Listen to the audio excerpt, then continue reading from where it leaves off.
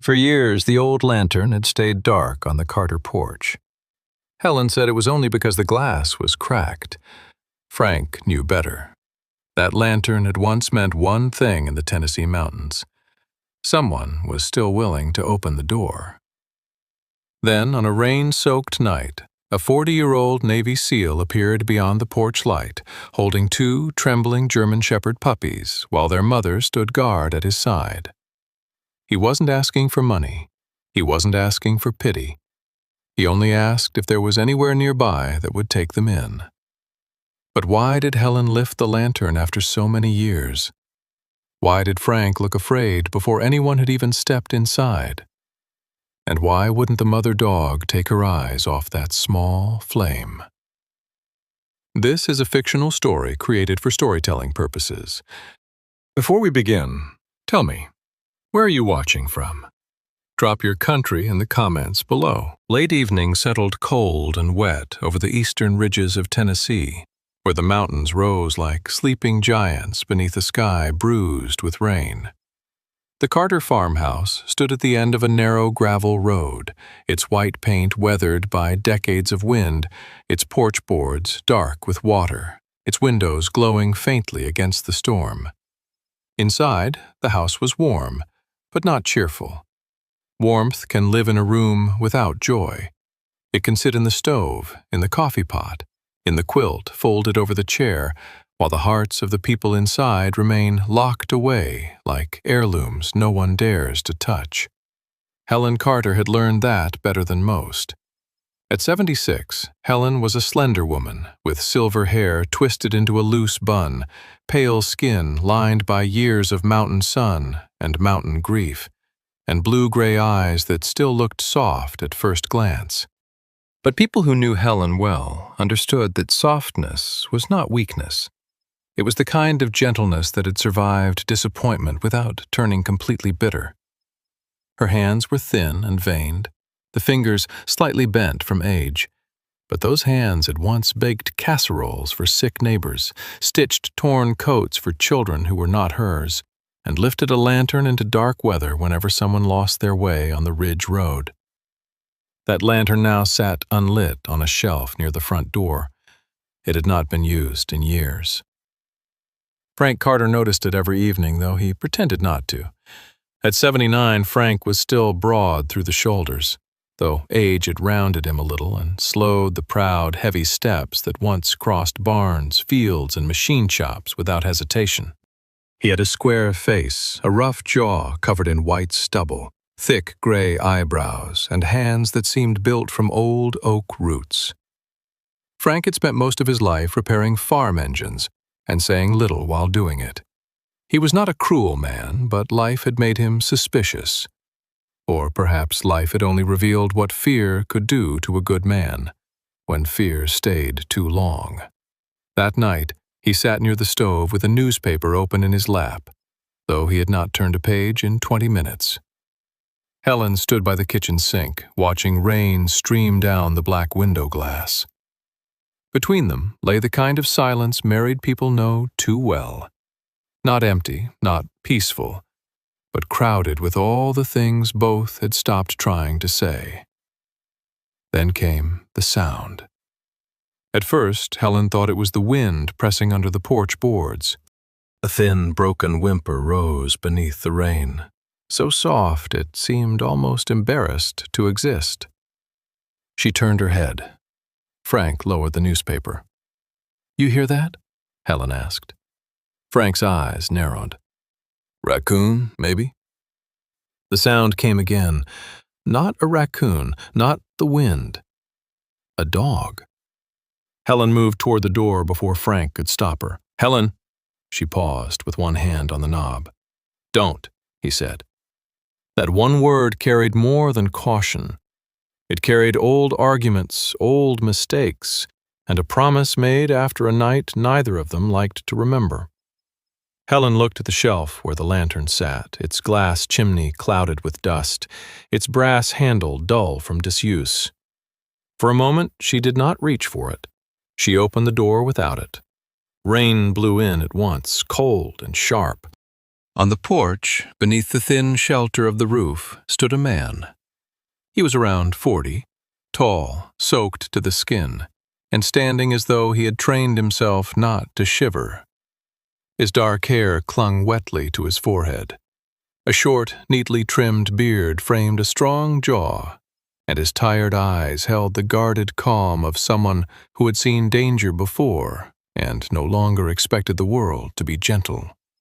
He wore a soaked, authentic Navy working uniform Type 3 in green-gray-brown camouflage, the soft, daily uniform darkened by rain, with no tactical vest, no armor, no helmet, nothing that made him look ready for battle. If anything, he looked like a man who had survived battles only to be defeated by a porch light. In his arms were 2 German Shepherd puppies, no more than 7 weeks old, both trembling hard enough that Helen could see their small bodies shaking against his chest. One had darker fur around the muzzle, the other a lighter tan chest, and one floppy ear that made the poor little creature look offended by the weather. Beside the man stood a German Shepherd mother, sable-coated, lean, and drenched, perhaps 5 years old. Her amber eyes watched Helen with fierce intelligence.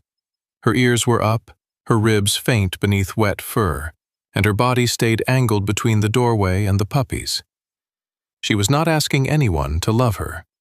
She was deciding whether humans were still worth the risk. The man spoke first. "Ma'am, I'm sorry to disturb you." His voice was low and controlled, but Helen heard the exhaustion hiding under it. Frank appeared behind her, one hand on the doorframe. "What do you want?" The man shifted the puppies carefully, as if every movement mattered. "My name is Daniel Miller. I'm looking for a shelter or rescue nearby that might take dogs. I don't need money. I don't need a place to stay. I just need to know where they can go." Helen looked from his face to the puppies. "In this weather?" Daniel's mouth tightened. "Roads washed out behind me. Phone signal dropped about 5 miles back. I saw the light from your window." Frank gave a dry laugh without humor. "A light in a window isn't an invitation." "No, sir," Daniel said. "I know." There was something in the way he answered that made Helen study him more closely. He did not argue. He did not plead. He stood there like a man accustomed to being turned away, trying not to make the turning away harder for anyone else. The mother dog gave another quiet whine, not for herself, but for the puppies. One of them sneezed against Daniel's uniform. The little sneeze was so small, so helpless, that Helen felt something inside her move. A forgotten door opening on rusty hinges. Frank felt it too, and it frightened him. "Helen?" he warned. But Helen was no longer looking at him. She was looking at the old lantern. Years ago, that lantern had meant something on this mountain. Travelers knew it. Neighbors knew it. If Helen Carter's lantern burned on the porch, someone was awake. Someone had soup. Someone would not ask too many questions until morning. Then came the night when kindness cost more than they had expected. Since then, the lantern had stayed dark, and Frank had made sure the world outside remained outside. From the kitchen table came a folded notice Helen had read 3 times that afternoon. It was from the little town of Laurel Creek, 12 miles down the mountain. The senior community hall was being closed unless money could be found to repair the leaking roof. Helen had once led Tuesday gatherings there, bringing chessboards, coffee cakes, donated books, and enough cheerful stubbornness to make lonely old men admit they enjoyed company.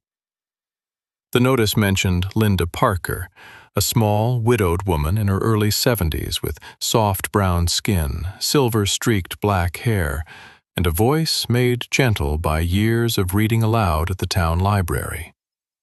Linda was still trying to save the hall. Helen had not called her back. Too many doors had closed lately.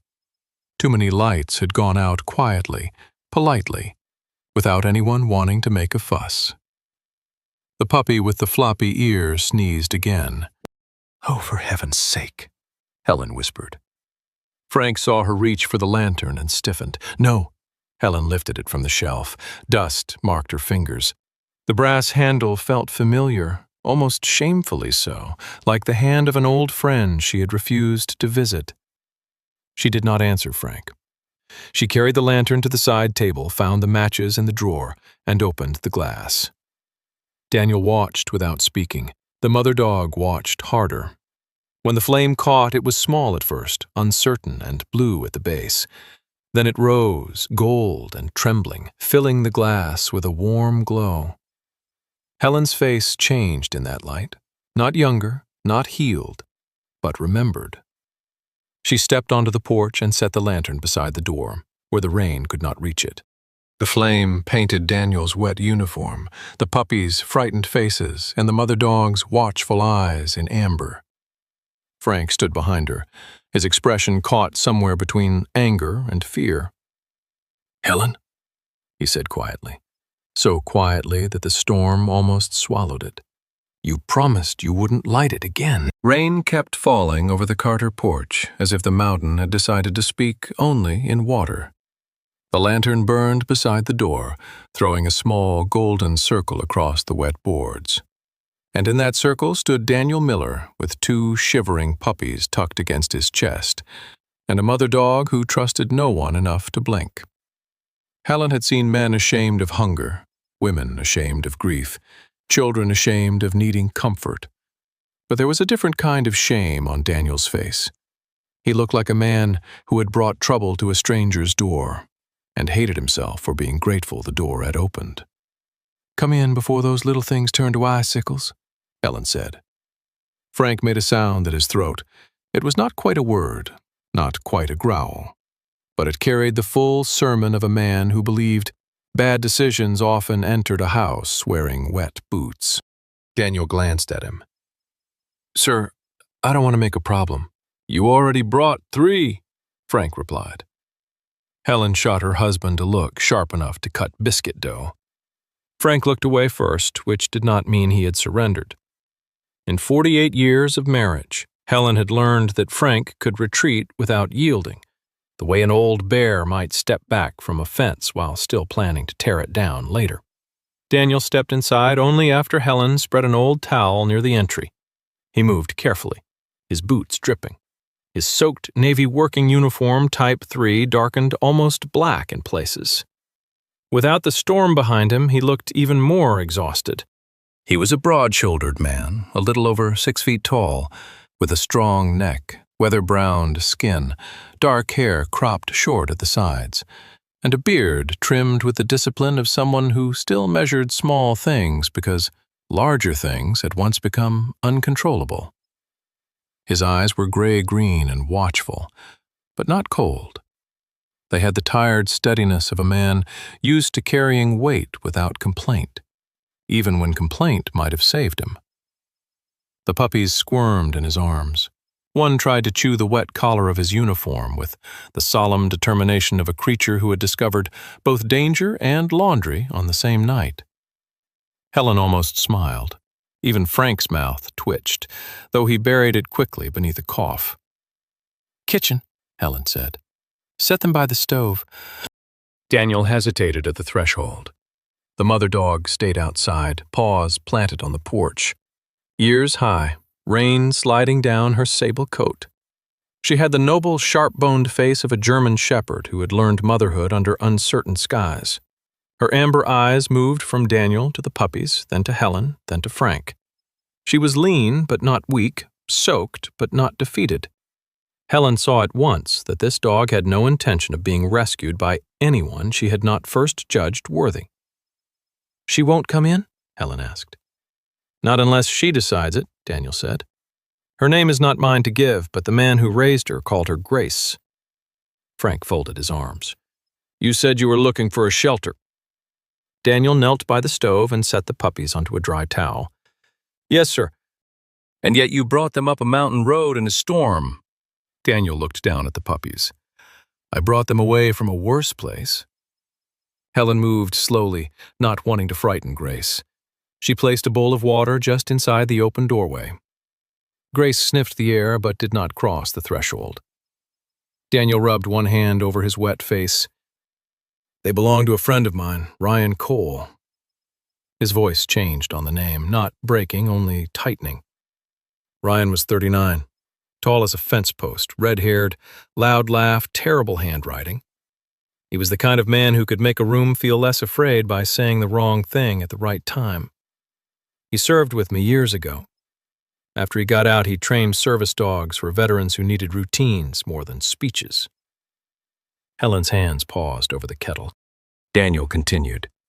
He passed this spring after a long illness. No wife, no children. His sister lives out west and couldn't take animals. Grace and the pups were all he had left in the house. Frank's expression shifted, but only a little. And he asked you? Daniel gave a short, humorless laugh. Ryan knew I was bad at saying no to dying men and worse at admitting when I couldn't handle something. The words landed heavily in the kitchen. Helen heard more beneath them than Daniel perhaps meant to reveal. He was not presenting himself as noble. He sounded irritated with the promise, irritated with Ryan for making it, irritated with himself for loving the friend enough to keep trying. That made Helen trust him more than polished sadness would have. Perfect grief always made her suspicious. Real grief came with splinters. I was supposed to find them a proper home, Daniel said. Together. That was the promise. Not the puppies here and Grace somewhere else. Not a kennel that looks kind in daylight and smells like fear after dark. Together. How many places did you try? Helen asked. 11 homes, 3 rescues, 2 county shelters, 1 farm that wanted the pups but said Grace looked too old to be worth feeding. His jaw tightened. She's 5, maybe 6, not old. Just not convenient. Frank looked toward the porch. Grace had lowered herself beneath the roofline, front legs stretched out, still staring at the puppies through the doorway. And you can't keep them? Helen asked gently. Daniel did not answer at once. The stove ticked softly as heat moved through its old iron bones. I travel for contract work, short jobs, repairs, security assessments, disaster cleanup when roads wash out and towns need hands. I've slept in motels, truck cabs, spare rooms, once in a church basement with a choir practicing above me. I can feed them. I can keep them alive for a while. But that isn't the same as giving them a life. Frank grunted. Sounds like sense. It sounds lonely, Helen said. Frank looked at her sharply. Daniel looked away. In the quiet that followed, the little puppy with the floppy ear waddled forward, slipped on the towel, and sat down with a surprised grunt. Helen bent to steady it. And for one foolish, dangerous second, she imagined the sound of paws in the house again, the comedy of chewed slippers, the healing nuisance of a living creature needing breakfast before sorrow could settle in for the day. Frank saw it happen in her face. That frightened him more than the stranger. Later, while Daniel stood at the back door speaking softly to Grace, Frank went to fetch dry blankets from the hall closet. Behind a stack of folded quilts, he found Helen's old blue notebook. He knew what it was before he opened it. Still, he opened it.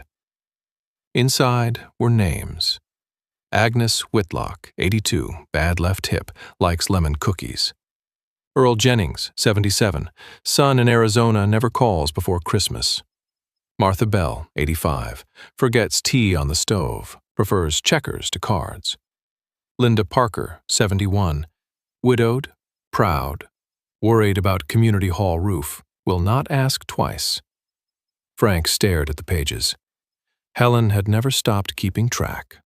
Even after she stopped going into town every Tuesday, even after she stopped lighting the lantern, some part of her had continued walking the roads in ink. He closed the notebook as if it had accused him.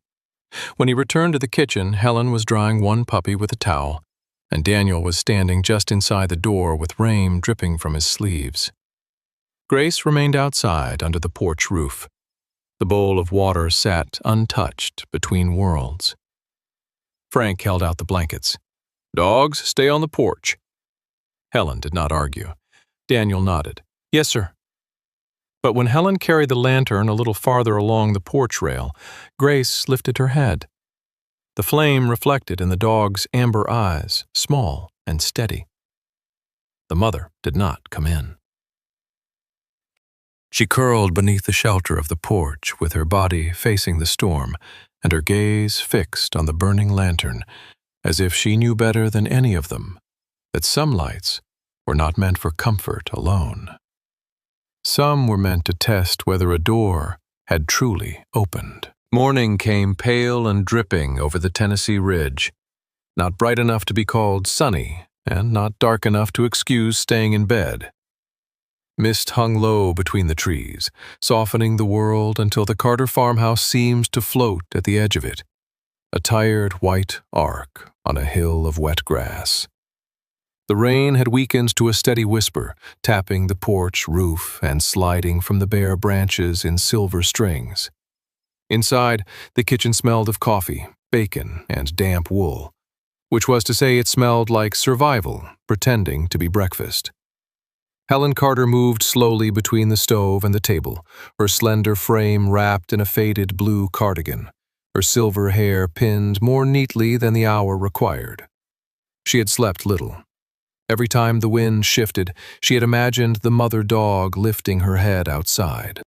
Every time one of the puppies squeaked near the stove, Helen felt an old part of herself answer before caution could stop it. That troubled her.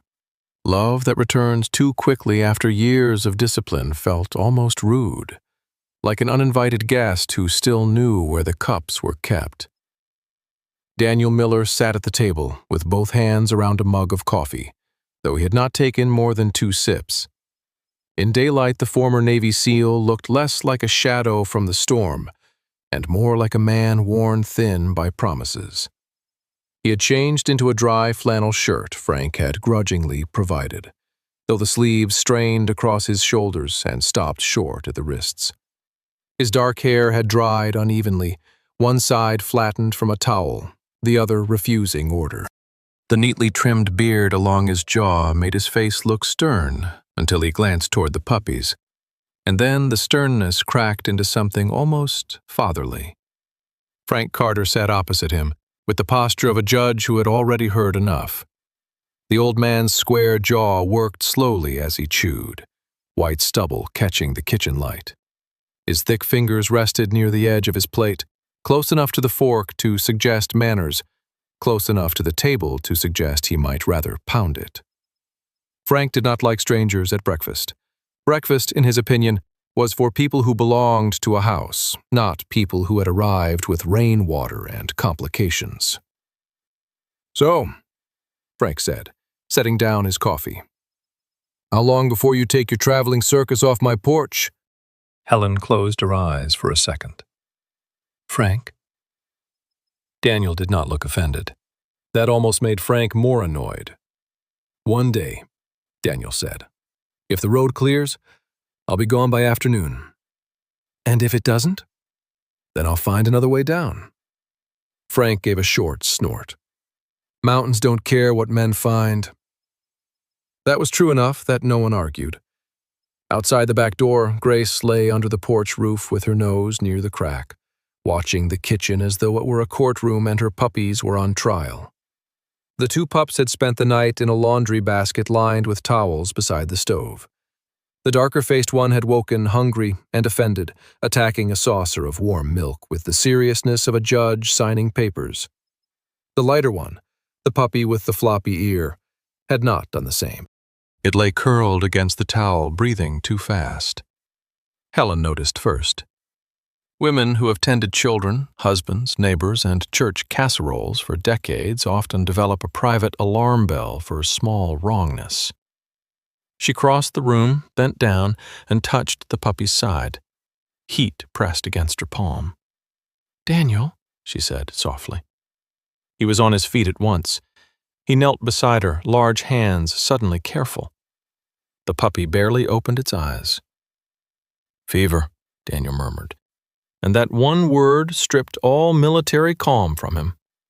For a moment he was only a frightened man who had promised the dead he would protect the living. Frank stood too, though he tried to make it look like irritation. "There's a vet in Laurel Creek?" "Nearest one is in Elkmont," Helen said. 40 minutes in good weather." Daniel reached for his phone, frowned at the screen, and moved toward the window. "No signal." Frank walked to the wall phone near the pantry, an old beige thing Helen kept because storms enjoyed humiliating modern technology. He dialed the county road office by memory. His voice, when someone answered, became rougher, louder, more local. "This is Frank Carter up on Ridge Lantern Road. What's the washout situation below Miller's Bend?" He listened. His face hardened. "How bad?" Another silence. "No, I'm not driving through that. I may be old, but I ain't decorative." Helen watched Daniel's shoulders tighten. Frank hung up. "Road slid halfway down the ravine near the second curve. Crew won't clear it till tomorrow if the rain holds." Daniel looked at the puppy. "I can walk." "Not with that pup. Not through mud up to your knees." Frank grabbed his cap from the peg. "There's a shed out back, doors half off, roof leaks by the north wall. If they're stuck here, they're not sleeping in my kitchen another night." Helen knew better than to smile. Frank could be generous only if everyone agreed to pretend he was being practical. While Daniel wrapped the feverish puppy in a towel and held it against his chest, Helen found an old medicine dropper and mixed a little warm water with a spoonful of honey. Not because honey cured everything, as her grandmother had claimed, but because doing something helped the hands obey when the heart trembled. Grace rose when Daniel brought the puppy near the back door. She whined low, stepped forward, then stopped just outside, as if the threshold were a line drawn by history itself. The phone rang before Helen could coax her. Helen answered, expecting the road office. Instead, she heard Linda Parker's voice, soft but frayed around the edges. "Helen? It's Linda." Helen turned slightly away from the room. Linda Parker was 71, a widowed woman with warm brown skin, the small, rounded figure, silver-threaded black hair cut to her chin, and the kind of careful politeness that often appears in people who have been disappointed but refused to become hard. She had spent 30 years at the Laurel Creek Library, reading to children, helping old men fill out forms, and remembering everyone's birthday. Since her husband died, the senior community hall had become the one place where Linda's loneliness could sit among other people's loneliness and not feel so exposed. "I'm sorry to call early," Linda said. "The town council moved the date. We have 2 weeks before they lock the hall, not a month, 2 weeks." Helen gripped the receiver. "Linda, I know you said you weren't coming back, I do. But if we held one last fundraiser, people might come for you. They still ask about you." Helen looked through the kitchen doorway. Frank was outside in the rain now, dragging a toolbox from the shed, muttering at the broken door as if rotten hinges had personally insulted his ancestors.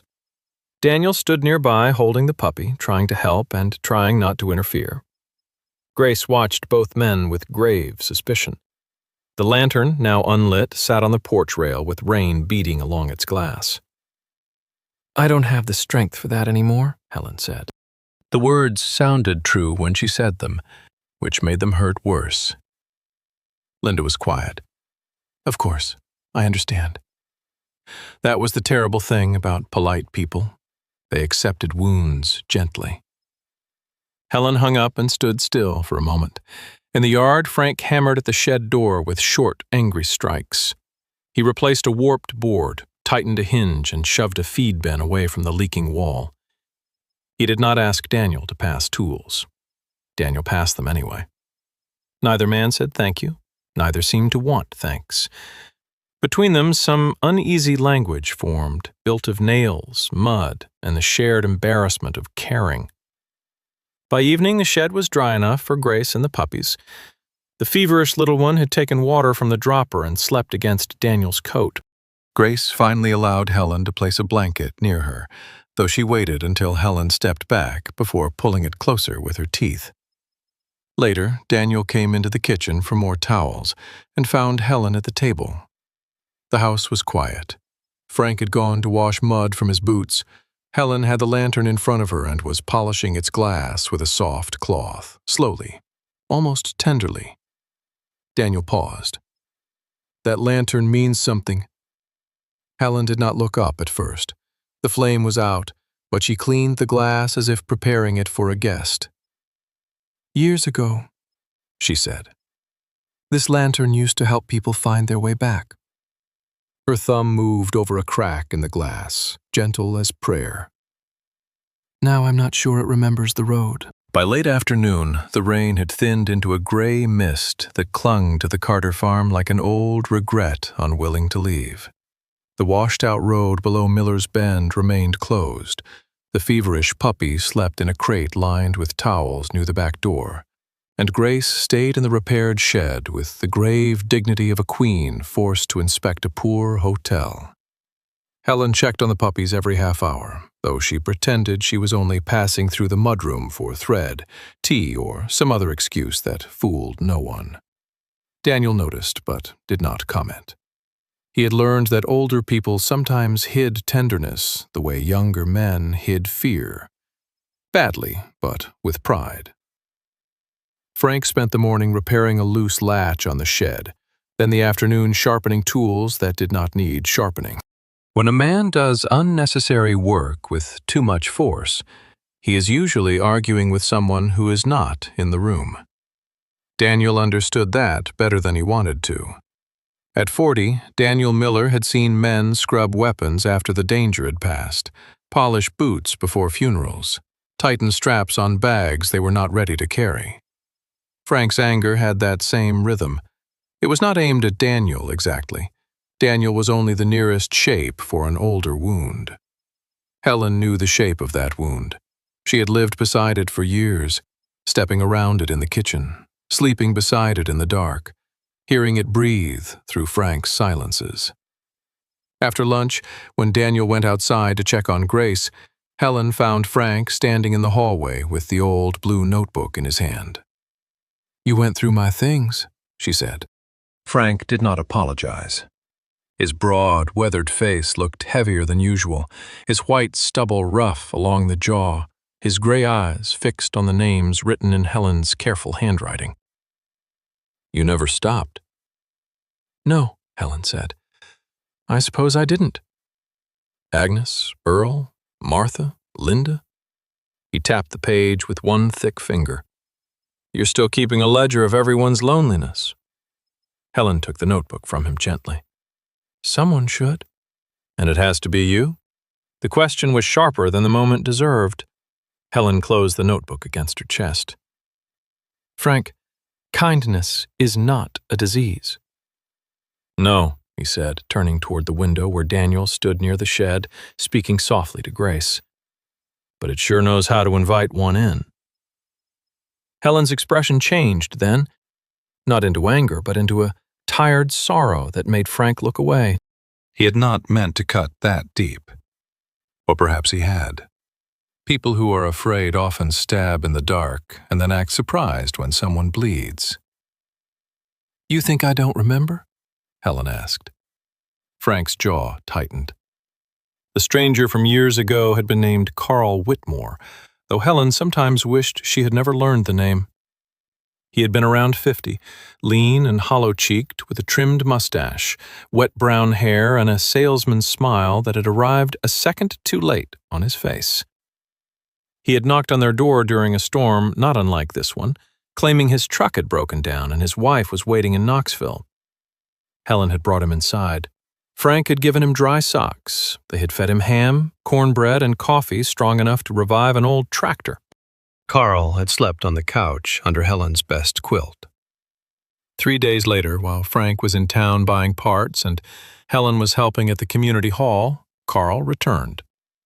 He took the coffee tin of emergency cash from the pantry, Helen's mother's pearl earrings, Frank's silver pocket watch, and 2 small savings bonds hidden in the desk. The sheriff never found him. The money hurt. The earrings hurt more. But the true damage walked into the house that Sunday afternoon with their daughter. Sarah Carter Lane had been 41 then, tall and narrow-shouldered, with auburn hair usually tied back so tightly it seemed to pull her thoughts into order. She had fair skin that flushed when she was upset, serious hazel eyes, and a practical nature sharpened by years as a school nurse, where she had learned to trust symptoms more than stories.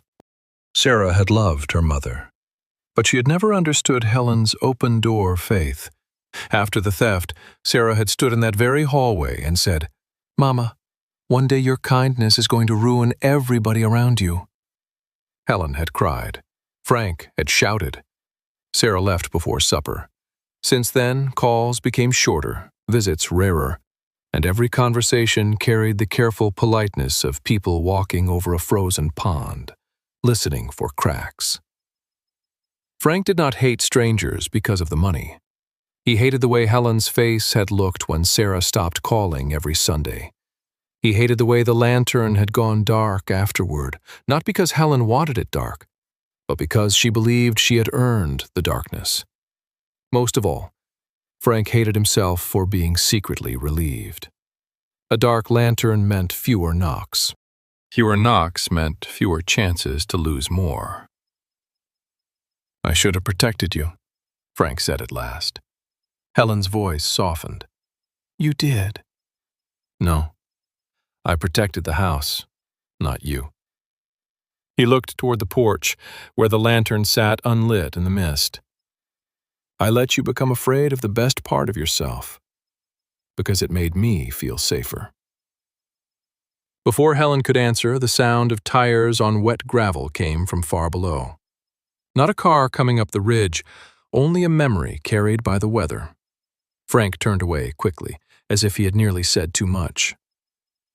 Down in Laurel Creek, Linda Parker was having her own afternoon of quiet defeats. She wore a tan raincoat too large for her small frame, and carried a folder of donation forms beneath one arm. Her silver-threaded black hair curled damply around her cheeks as she walked from porch to porch, asking for help with the senior hall roof. At the home of Pastor Ben Avery, a gentle, round-faced man in his late 60s, with soft hands and a permanently apologetic smile, she received $10 and a promise to mention it Sunday. At Briggs Hardware, Tom Briggs, a thin man with sandy hair, a bad knee, and kind eyes dulled by unpaid bills, offered nails but no cash. At the bakery, young owner Claire Donovan, freckled and exhausted with flour on her sleeves, gave day-old rolls for the fundraiser and then whispered, "I wish I could do more." No one was cruel. That was what made it ache. People shook their heads kindly. They touched Linda's arm. They said times were hard, roofs were expensive, everyone was stretched. Linda thanked each one as if refusal were a gift. By the time she reached the locked community hall, rain had soaked through her shoes. She stood beneath the sagging awning and looked through the window at the empty card tables inside. The hall did not look like much. Peeling paint, stacked chairs, a piano missing 2 keys. But Linda knew what buildings could hold when people had nowhere else to put their loneliness. Back on the ridge, evening settled early. Daniel warmed broth for the weak puppy, while Helen folded towels beside him. Frank came in from the shed, mud on his boots and conflict on his face. He stepped closer to the crate, meaning only to check the latch he had fixed. Grace rose from the blanket outside the mudroom door. The sound came low and sudden, a deep warning from her chest. Not wild, not vicious, maternal. She placed herself between Frank and the puppies, amber eyes locked on his hands. Frank froze. For one long second, no one moved. Then the old man gave a dry, crooked laugh, though there was no humor in it. "Well," he muttered, stepping back, "at least this dog knows how to be suspicious. Smarter than we were back then." The third night arrived without mercy, dragging a heavier rain over the Tennessee mountains and pressing it against every roof, gutter, window, and living thing that had dared to remain above ground. The Carter farmhouse groaned in the weather like an old ship remembering storms from another century. Beyond the kitchen window, the repaired shed sat in the dark, its patched door holding, its roof doing its best. Its shadows gathered close around Grace and her 2 puppies. Helen had told herself 3 times that the dogs were fine. Then she told herself a 4th time, which was how she knew she did not believe it. Inside, Frank pretended to read an engine manual from 1987, the sort of thing a man keeps not because he needs it, but because it reminds him of a time when problems had bolts, belts, and reasonable solutions. Daniel stood near the mudroom, arms folded, listening. That was one thing Helen had noticed about him. The man listened with his whole body. At 40, Daniel Miller had the stillness of a soldier, but not the peace of one. His dark eyes moved toward each sound in the walls, the roof, the floorboards. He was not frightened of storms. He was frightened of missing the one sound that mattered. Then Grace barked, not once, not a warning, a broken, urgent bark followed by the scrape of claws against wood. Daniel was already moving when the second bark came. Frank rose so fast the chair legs shrieked against the floor. Helen reached the mudroom behind them and saw water pushing in beneath the back threshold, muddy and quick, carrying leaves, straw, and the sour smell of flooded ground. "The shed," Daniel said. Frank cursed under his breath and grabbed a flashlight from the hook. "Creeks jumped the lower ditch." They ran into the rain. Helen followed as far as the porch, the cold air striking her face. In the yard, Daniel's shape vanished toward the shed with Frank behind him, the old man slower but stubborn, his broad shoulders hunched against the downpour. The flashlight beam bounced wildly over mud and grass. The shed door had blown partly open and water was sliding across the floorboards where Grace had made her nest. Grace came out first, soaked and wild-eyed, carrying the darker-faced puppy gently by the scruff. She dropped the puppy under the porch roof and spun back before anyone could touch her. Daniel reached the shed just as Grace dragged the second blanket aside with her teeth, searching. The lighter puppy with the floppy ear was not there. For 1 second, even the storm seemed to pause. Then Grace let out a sound Helen would never forget. It was not a bark or a whine. It was the raw cry of a mother whose body had counted wrong.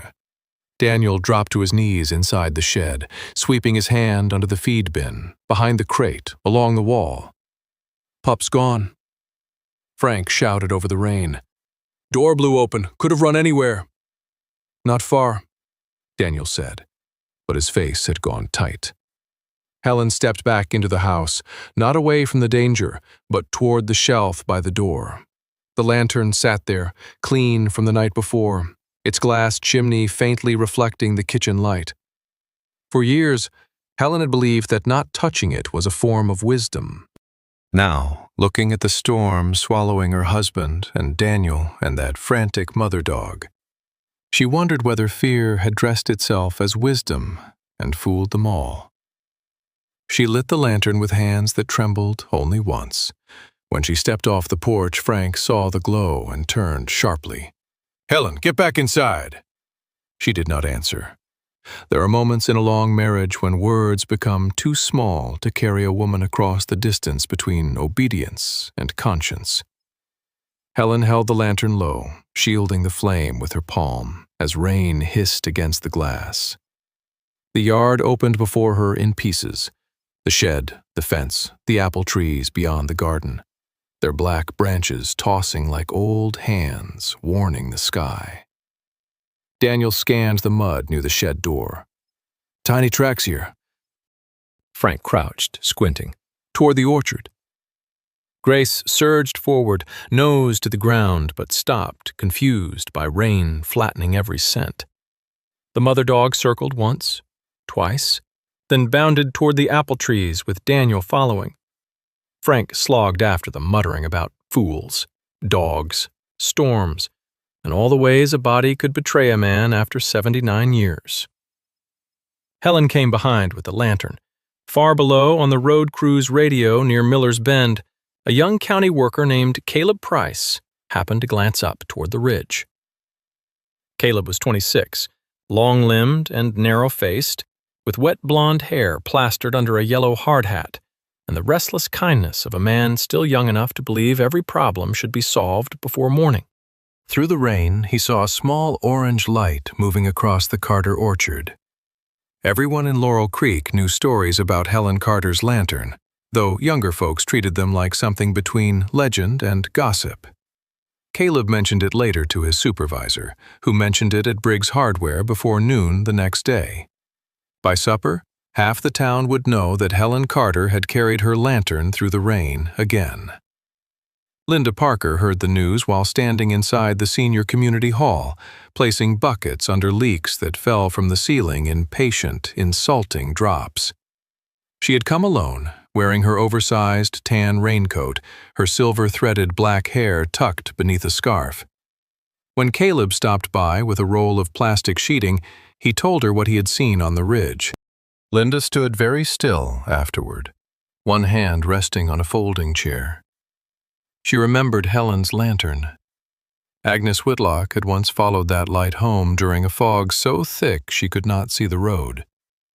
Earl Jennings had told the story of Frank hanging the lantern from a fence post when Earl's truck slid into a ditch. Martha Bell swore Helen's light had saved her from walking the wrong way during a winter blackout, though Martha also swore the mayor once stole her peach cobbler recipe, so people took her memories with fond caution. Linda looked around the hall, the cracked linoleum, the old piano, the card tables, the buckets catching rain. A thought came quietly, not like an idea trying to impress anyone, but like a match being struck in a dark room. A lantern supper. Everyone bring a lantern, a lamp, a candle in a jar, anything that still gave light. A meal, not to beg, but to remember. A fundraiser built not on panic, but on the stubborn proof that little lights could still gather. Up in the orchard, none of them knew yet that a story had already begun walking downhill without them. Helen's shoes sank into mud, rain ran down her neck. The lantern flame shook, but held. Daniel moved ahead, calling softly, not wanting to frighten the lost puppy farther into the dark. Grace searched in frantic bursts, nose down, then head up, ears straining. Frank followed the edge of the old apple rows, his flashlight weakening. Then his boot slid on wet roots. He went down hard enough to knock the breath from his chest, but not hard enough to stop his pride from arriving first. "I'm fine," he snapped before anyone asked. Daniel reached him and offered a hand. Frank glared at it. "Take it," Daniel said. I said I'm fine. You're in mud, sir. That's not a philosophy, that's a location. For the briefest second, Helen almost laughed. Frank looked offended, then grabbed Daniel's hand. Daniel pulled him up with steady strength, and the two men stood there, dripping, irritated, and suddenly equal in the ridiculous kingdom of rain. No music swelled, no grand forgiveness passed between them. Only mud, worry, and the shared knowledge that both would keep searching until they found the puppy, or the mountain ran out of darkness. A faint cry came from the oldest apple tree. Grace heard it first. She bolted toward the sound and stopped beneath a low tangle of roots with the ground dipped dry under the trunk. Daniel dropped beside her, but Frank lifted the lantern from Helen's hand and crouched lower, angling the light beneath the roots. "There," he said. The floppy-eared puppy lay curled under the apple tree, shivering, muddy, and furious in the tiny way only a rescued creature can be furious at rescue. Frank reached in slowly. Grace stiffened, a warning building in her throat, but Daniel murmured to her, calm and low. Frank's big hands closed gently around the puppy and drew it out against his chest. "Well," he grumbled, holding the soaked little body inside his coat. "You picked a fine place to act brave." Grace stepped close. She smelled Frank's sleeve, the puppy, the mud, the rain. Then she walked beside him back toward the house, watchful but silent. For the first time, she did not growl. The morning after the orchard search came clear in the cruel way weather sometimes apologizes too late. Sunlight broke through the Tennessee clouds and laid itself across the Carter farm as if the night had not flooded the shed, frightened a mother dog, and sent 3 old hearts and 1 soldier stumbling through mud for a puppy no bigger than a rolled towel. The grass glittered. The apple trees dripped quietly. The repaired shed smelled of wet wood, straw, and the stubborn victory of creatures who had survived one more night. Grace lay near the doorway with both puppies pressed against her belly, her sable coat drying in uneven waves, her amber eyes still suspicious but no longer sharp enough to cut. The floppy-eared puppy slept hardest of all, wrapped in a scrap of Frank's old work shirt, which Frank had claimed was too worn to be useful anyway, though Helen knew he had worn it every spring for 12 years.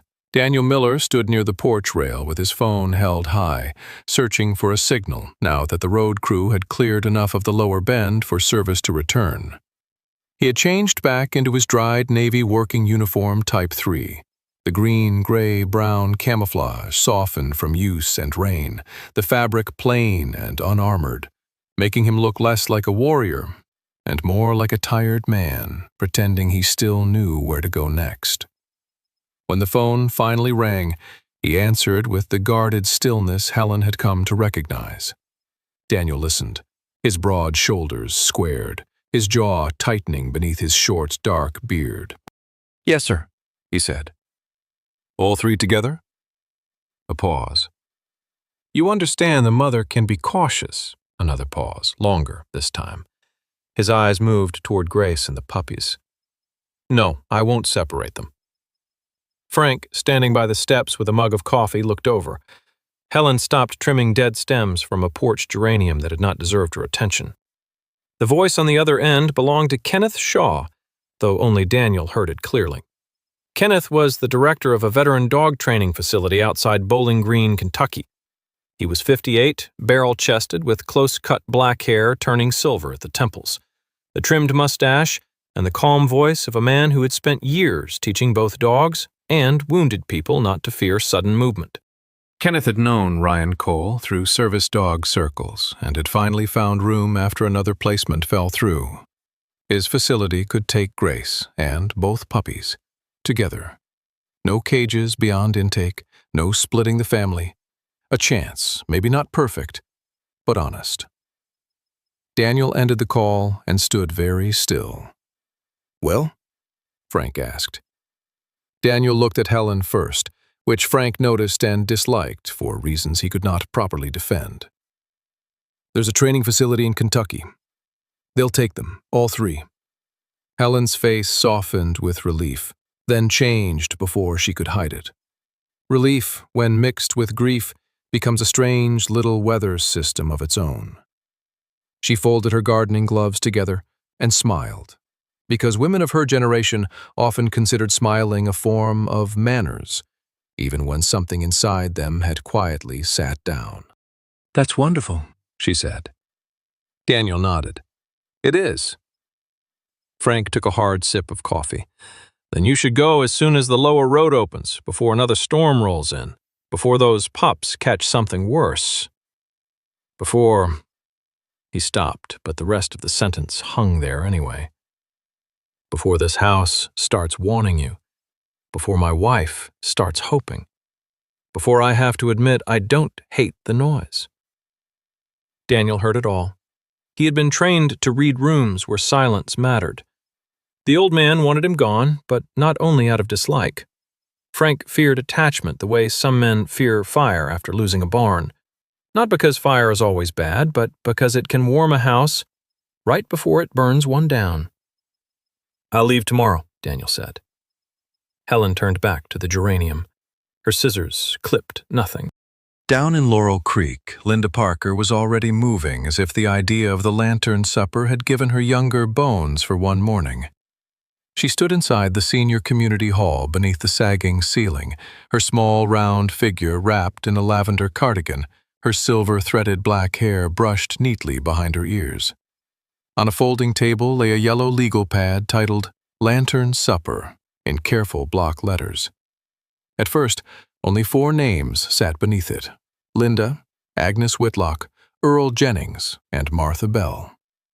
It looked less like a fundraiser and more like the guest list for a very polite funeral. Helen arrives just before noon with 2 jars of peach preserves and a face that said she was not staying long.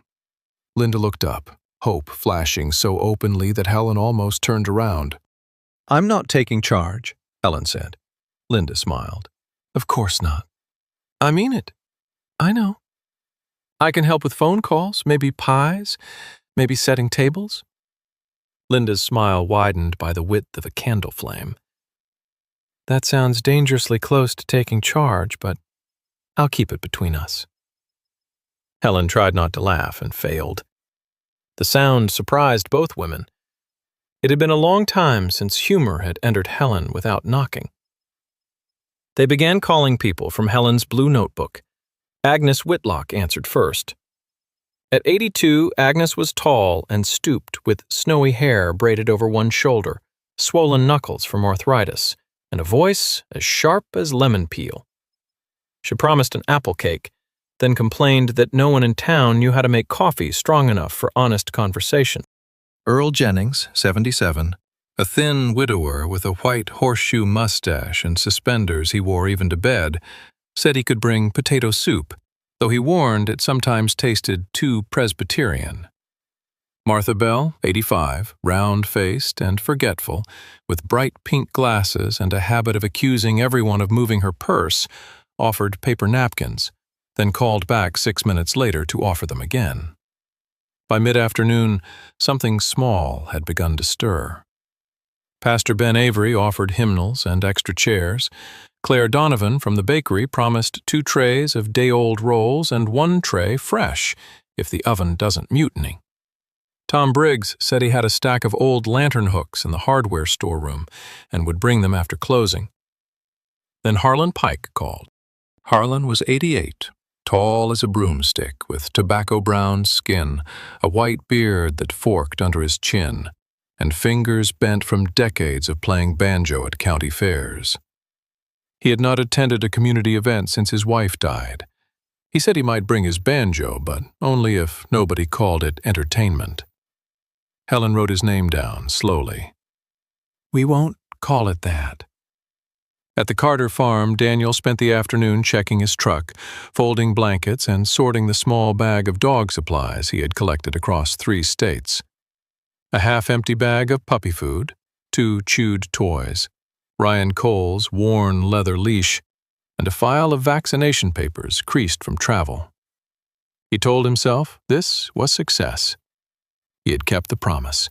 He had found a place. That was all a man could ask of himself. Yet the house unsettled him. It was not perfect.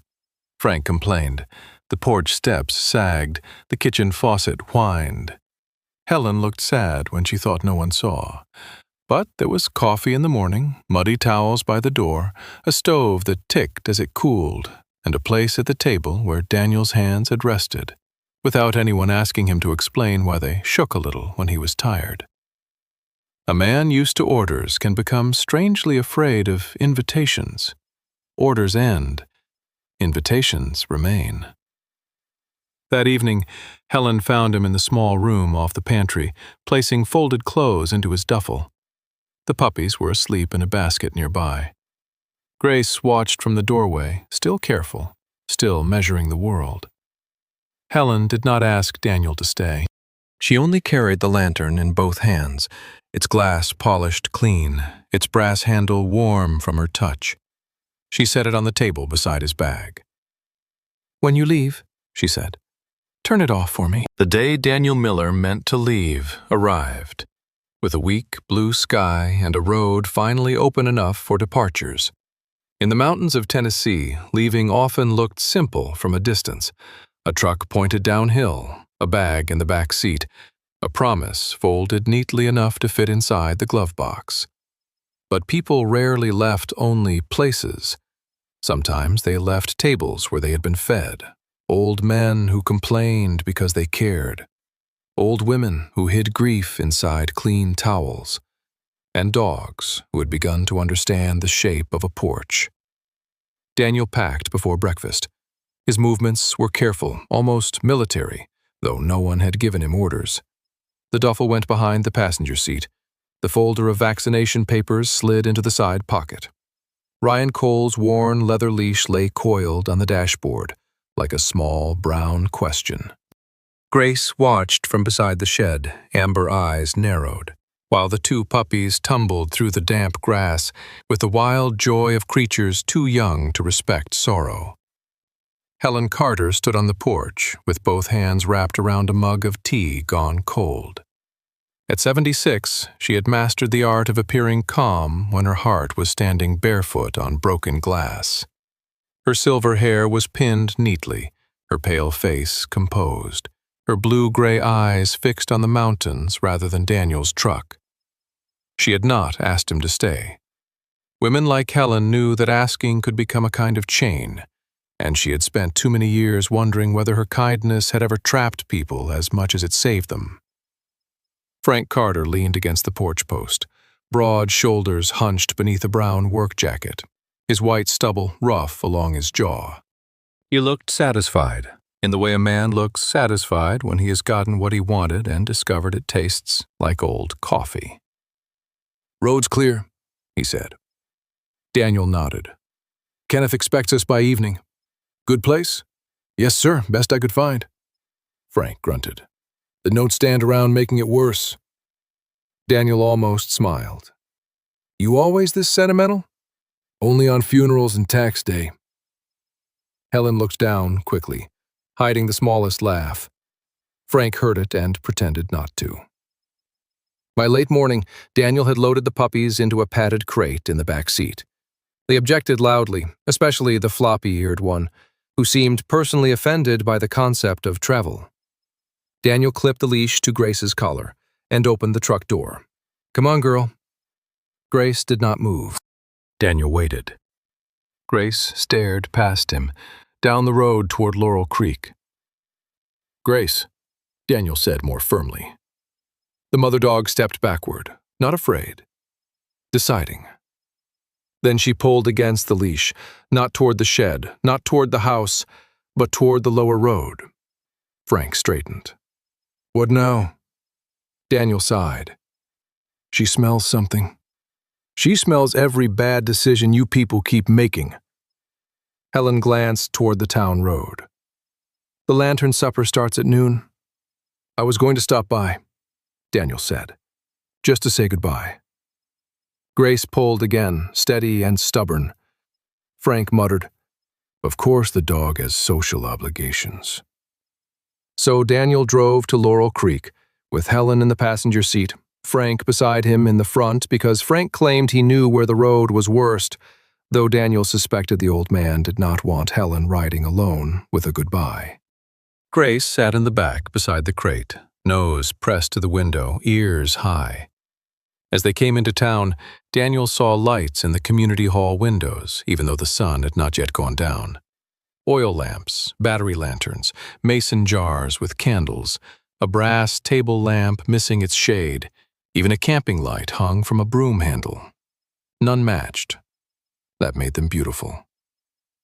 The Laurel Creek Senior Hall looked tired but alive.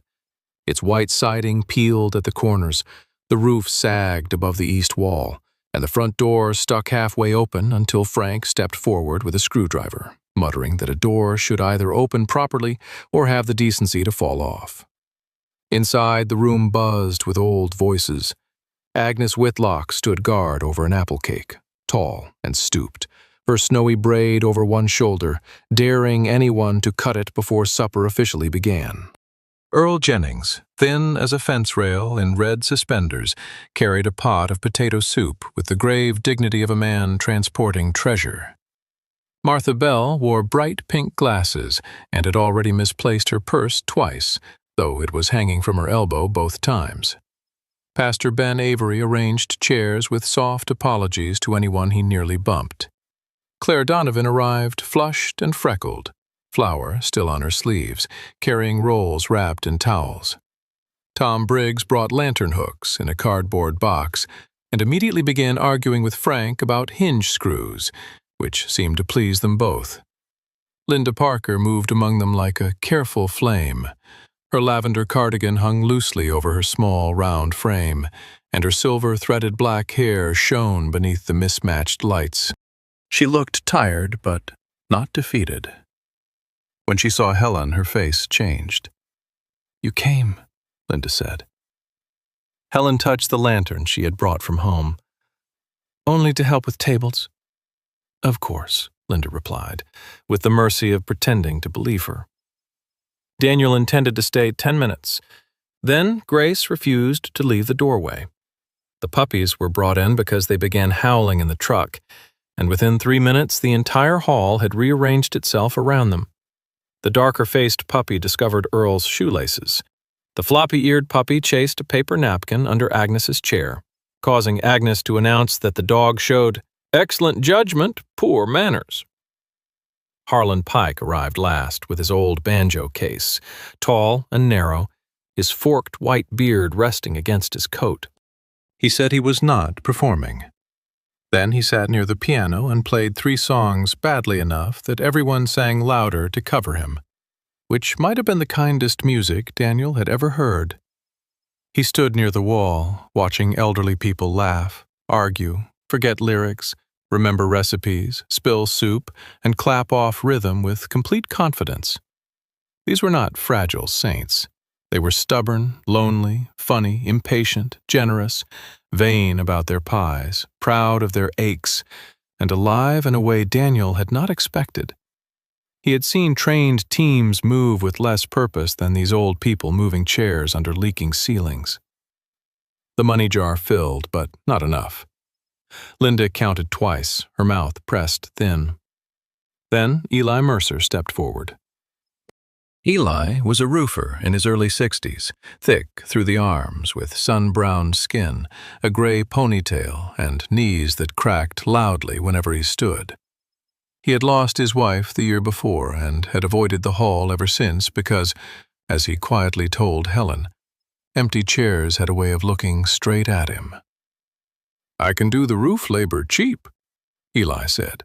"Not free. I still eat. But cheap." Tom offered leftover flashing. Claire promised Sunday bread sales.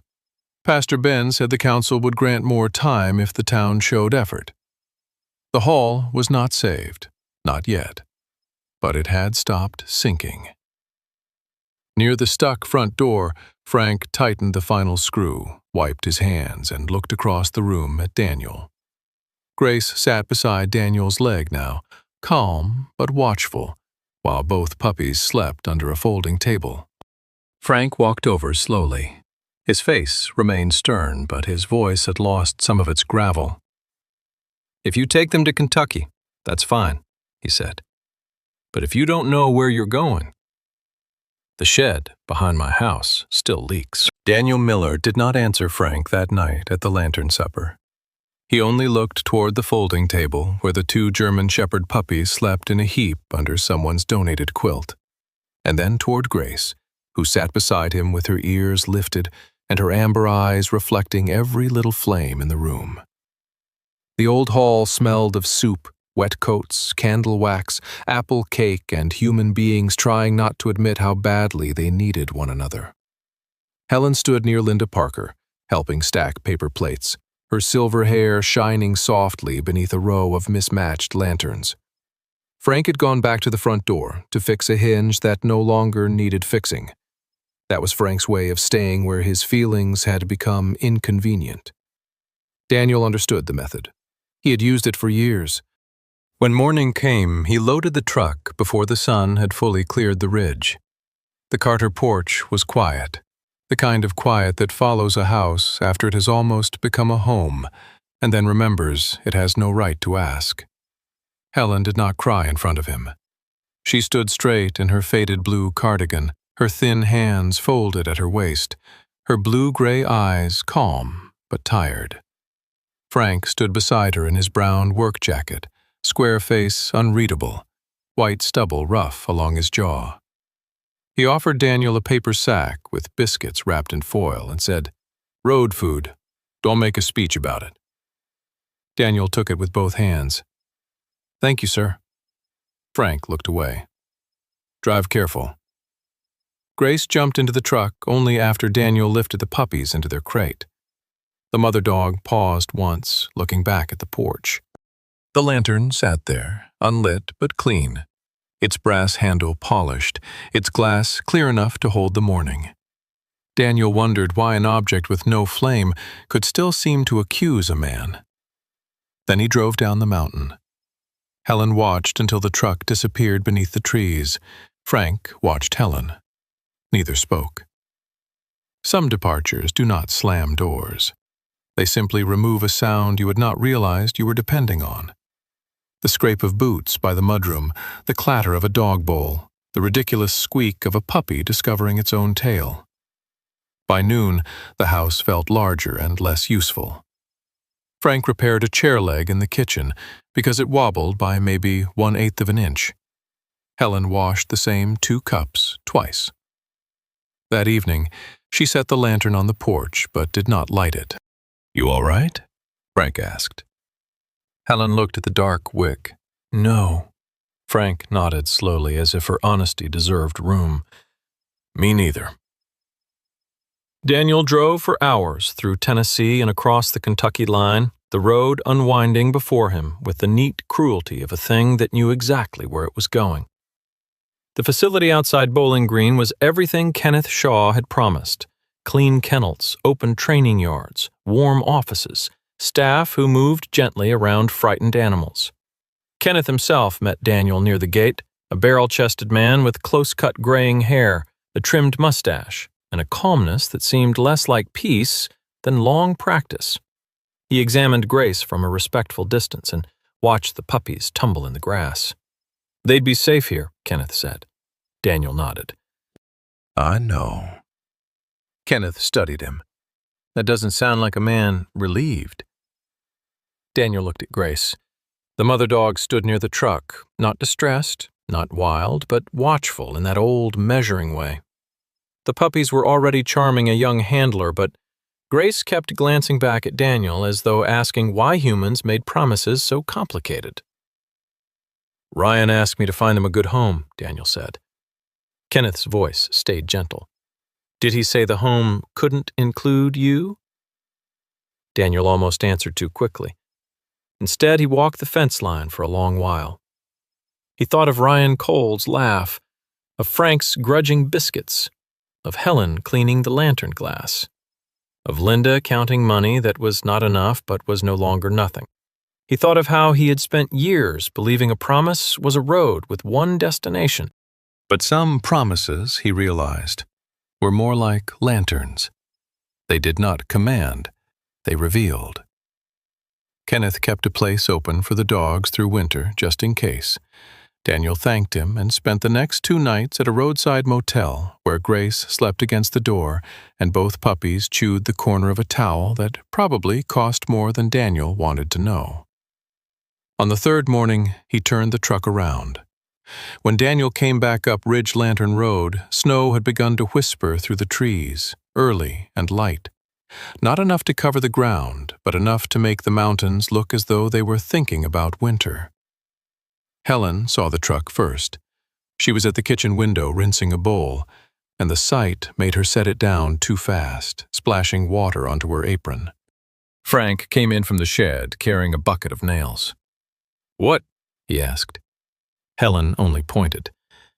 Daniel stepped out of the truck looking embarrassed, which made him seem younger than 40 for the first time. Grace jumped down after him. The puppies, bigger in spirit than body, spilled into the yard like 2 small accidents. Helen opened the door but stayed in the threshold. "Did something happen?" she asked. Daniel shook his head. "No, ma'am. The place was good. Kenneth was good. Everything was good." Frank's eyes narrowed. "Then why are you back?" Daniel took a breath. A man can face gunfire, floodwater, and wreckage and still find it difficult to ask for a chair at someone's table. "Because good isn't always the same as right," he said. "I made a promise to keep them together and give them a decent life." "I think I can do that here, if you'll let me stay through winter. I can repair the shed properly, help with firewood, help Frank with whatever needs doing. I'll pay my way." Frank stared at him for a long moment. Helen did not move. Grace went to the porch steps and sat beside the unlit lantern, as if she had known this was the answer before any of them did. Frank finally looked toward the shed, then at the two puppies wrestling over a leaf. "One winter," he said, "and that shed leaks worse than a politician's promise." Helen smiled, not brightly, not triumphantly, but with the quiet wonder of someone hearing a clock tick again in a room she thought had forgotten time. Life did not turn into paradise after that. The community hall roof was repaired in sections, one patient patch at a time.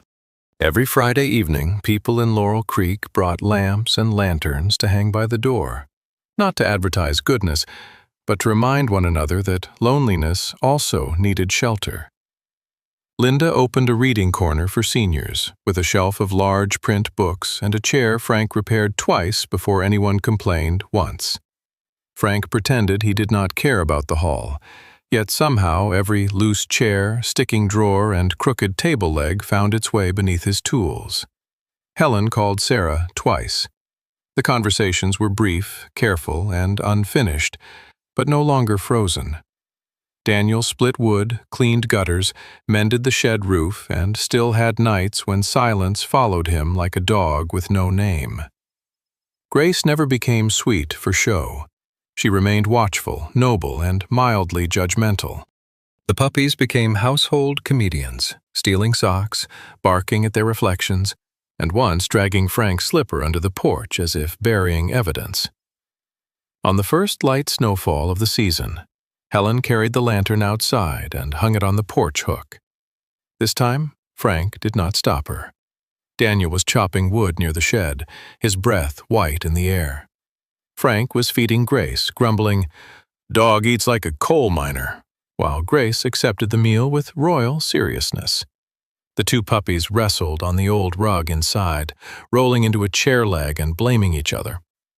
The Carter house was not healed in any perfect way. Frank remained stubborn. Daniel remained quiet. Helen still missed her daughter and the years that fear had swallowed. But the lantern burned again, not to call the whole world home, not to promise safety to every traveler, only to say one true thing into the dark.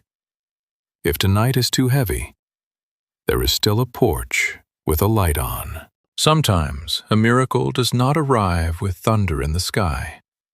Sometimes it comes as a small lantern on an old porch, a tired soldier turning his truck around, a stubborn man fixing a chair without admitting he cares, or a mother dog trusting one step more than yesterday. This story reminds us that many people do not stop loving because their hearts are empty. They stop because they are afraid another hurt will finish what the last one started. But God often works through small, ordinary acts of mercy. A warm meal, a door opened carefully, a light left on for someone who may never say thank you. Maybe the lesson is not that we must save everyone. Maybe it is that we should not let pain convince us to become dark. If this story touched your heart, share it with someone who needs a little light tonight. Leave a comment about where you are watching from, and subscribe for more stories of hope, healing, and second chances. May God bless you, protect your home, and keep a lantern burning in your heart.